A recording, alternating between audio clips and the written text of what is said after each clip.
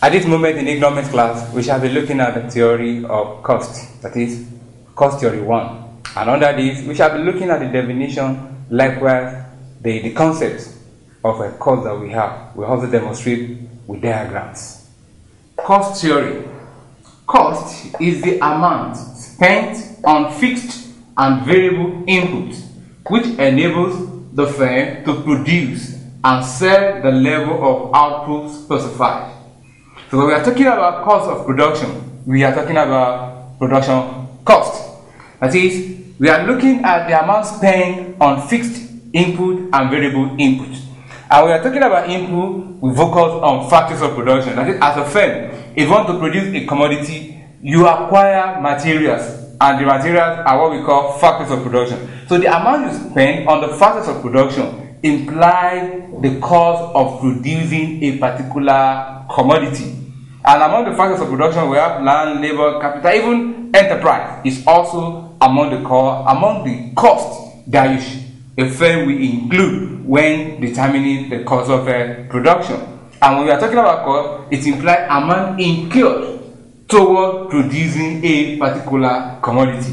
So irrespective of what the firm is into, they must incur cost towards a particular goods and services. Cost concepts. The following are the cost concepts. Number 1, fixed cost. 2, variable cost. 3, total cost. 4, average fixed cost. We discover this with the help of our fixed cost. Average variable cost. We'll get average variable cost with the help of variable cost. Average total cost. That is, we'll get it through total cost.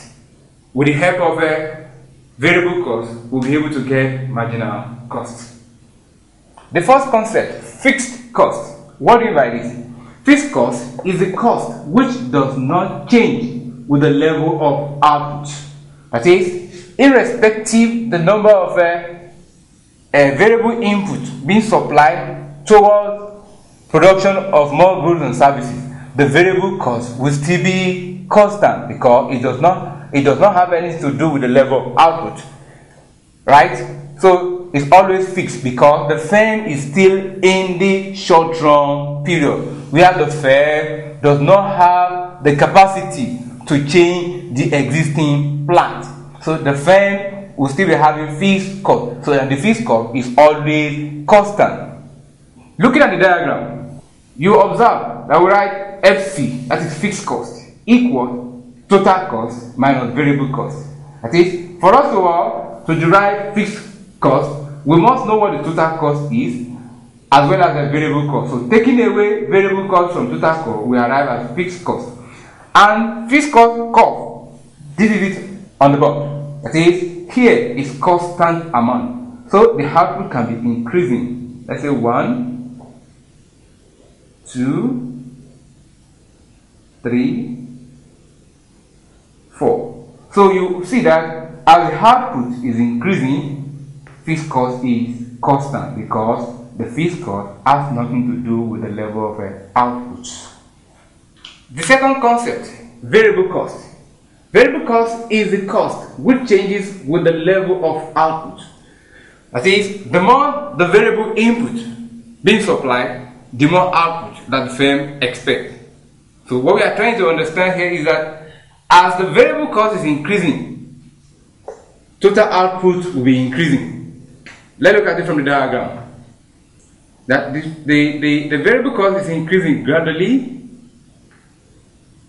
and total output is also increasing. So it implies that as a firm, in short-run period, you are allowed to increase your variable inputs so that your total output can increase, despite that you have not used the fixed input up to its maximum capacity. And to get the variable cost, mathematically, you can say variable cost equal to